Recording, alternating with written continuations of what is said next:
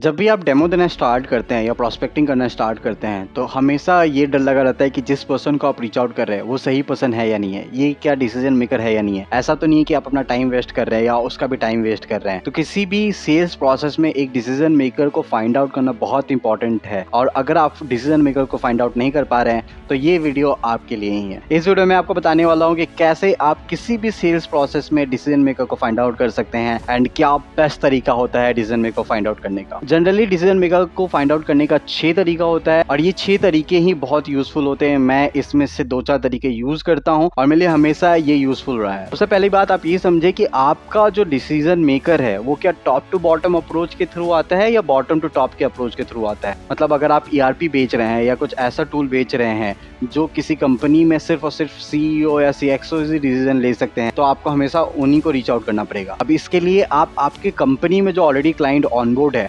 उसके प्रोसेस को देख सकते हैं, आप उसके लीड्स जनरेशन के प्रोसेस को देख सकते हैं। आप देख सकते हैं कि उस क्लाइंट का जर्नी क्या रहा है एंड किसने डिसीजन दिया है। मतलब आपके पहले जो काम करे इस कंपनी ने, उन्होंने किसको रीच आउट किया था। क्या उन्होंने ऑपरेशन पर्सन को रीच आउट किया था, क्या उन्होंने VP को रीच आउट किया था, या क्या उन्होंने CEO को रीच आउट किया था। ये एक बहुत अच्छा तरीका होता है आपको समझने के लिए, आपके डिसीजन मेकर को फाइंड आउट करने के लिए। पर अगर आपके पास ऐसा कोई यूज केस नहीं है, आपके पास कोई ऐसा पहले से पर्सन नहीं है जिन्होंने क्लाइंट क्लोज किया हुआ है, तो मैं जो स्टेप्स अब बताने वाला हूँ वो स्टेप्स आप फॉलो कर सकते हैं। सबसे पहला तरीका है यूज सेल्स इंटेलिजेंस टूल्स। अब जैसे क्या होता है कि बहुत सारे ऐसे टूल्स है, Apollo.io, Zoom Info, ऐसे टूल्स आप यूज कर सकते हैं। इस टूल्स में आपको फिल्टराइजेशन लगाने के बाद आपको उस कंपनी का या उस लीड का आपको डिसीजन मेकर बता देता है। सो सपोज अगर कोई स्टार्टअप को आप रीच आउट कर रहे हैं जहाँ पे 70 लोग हैं, उसका डिसीजन मेकर ऑलवेज एक CEO या CXO होगा। वहीं पे अगर किसी कंपनी पे जहाँ पे 3000 लोग हैं, उसके डिसीजन मेकर VP भी हो सकते हैं और ऑपरेशन हेड भी हो सकते हैं। तो ऐसे टूल्स जो मार्केट में रेडिली अवेलेबल है उसको आप यूज करके अपना टाइम बचा सकते हैं एंड ज्यादा से ज्यादा आउटपुट दे सकते हैं। तो बेझिझक होकर आप ऐसे टूल्स यूज करें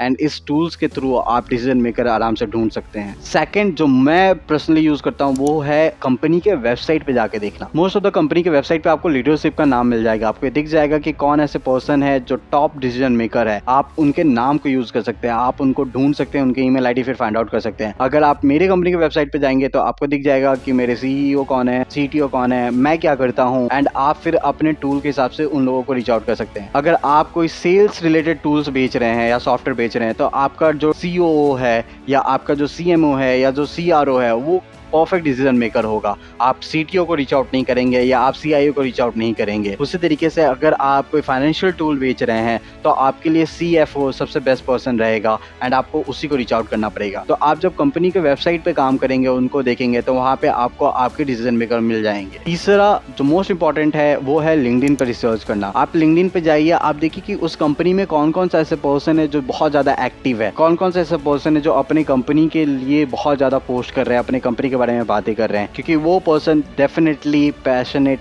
होंगे अपनी कंपनी को लेके एंड वो एक अच्छा इन्फ्लुएंसर हो सकते हैं। भले ही वो डिसीजन मेकर ना हो पर वो डिसीजन मेकर तक आपको पहुंचा सकते हैं। वो आपको रेफरेंस दे के उस पर्सन तक रीच आउट करवा सकते हैं एंड देन वो पर्सन आपको जरूर इंपॉर्टेंस देगा क्योंकि आप उस रेफरेंस से आए हैं जो कंपनी के लिए बहुत ज़्यादा पैशनेट है। फोर्थ जो बहुत नया है अभी इंडस्ट्री में पर बहुत यूजफुल है, आप ये देखिए कि कौन ऐसे पर्सन है जो चेंज किया है जॉब रिसेंटली। सपोज अगर मैंने एज अ VP ज्वाइन किया है कहीं कंपनी में तो मेरा सबसे बड़ा टारगेट ये रहेगा कि कुछ ऐसे नए काम करना जिसकी वजह से कंपनी को फ़ायदा हो सके या उसको बेनिफिट मिल सके। तो अगर आप मुझे रीच आउट करते हैं, मैं अगर 2 महीने हुए जॉब चेंज किए हुए और मैं यहाँ पे आया हूँ एज अ VP और आप मुझे बोलते हैं कि प्रतीक मैं आपके लिए सॉफ्टवेयर लेके आया हूँ और जो आपकी कंपनी के लिए रेवेन्यू बचा सकता है, तो मैं डेफिनेटली उसको ट्राई करने की कोशिश करूंगा और मैं उसको प्रपोज करूंगा अपने ऑर्गेनाइजेशन में, क्योंकि मैं भी चाहता हूं कि मेरी जो सैलरी है जो कंपनी मुझे देने वाली है उसको सेव करने के लिए मैं कुछ नया करता रहूं या कुछ नया कंपनी के लिए बनाता रहूं और कंपनी को बताता रहूं।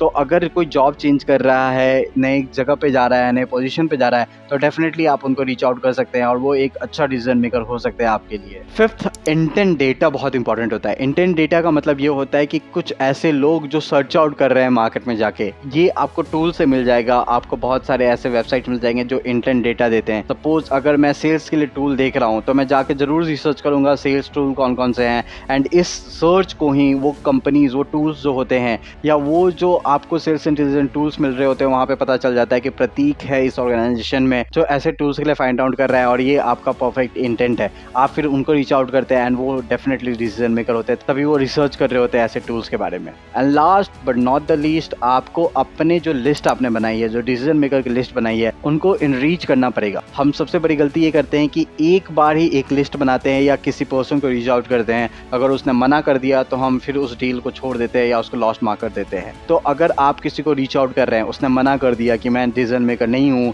या मुझे इस टूल्स की ज़रूरत नहीं है या मैं इसको ऑटोमेट नहीं करना चाहता उस प्रोसेस को, तो आप उसको लॉस्ट मार्क मत करें, उसको आप फिल्टर करें, उसमें आप दूसरा कोई डिसीजन मेकर फाइंड आउट करें, क्योंकि B2B में कोई एक पर्सन डिसीजन मेकर कभी नहीं हो सकता है। उसको 4-5 लोगों को एक साथ लेके आना पड़ेगा, तभी वो डिसीजन मेक कर सकता है, तभी कंपनी के लिए कोई स्टेप लिया जा सकता है। तो ये कुछ तरीके थे जहां पे आप डिसीजन मेकर फाइंड आउट कर सकते हैं। इसके अलावा SaaS सेल्स के रिलेटेड और एक्साइटिंग वीडियोस के लिए मेरे चैनल को सब्सक्राइब जरूर करें।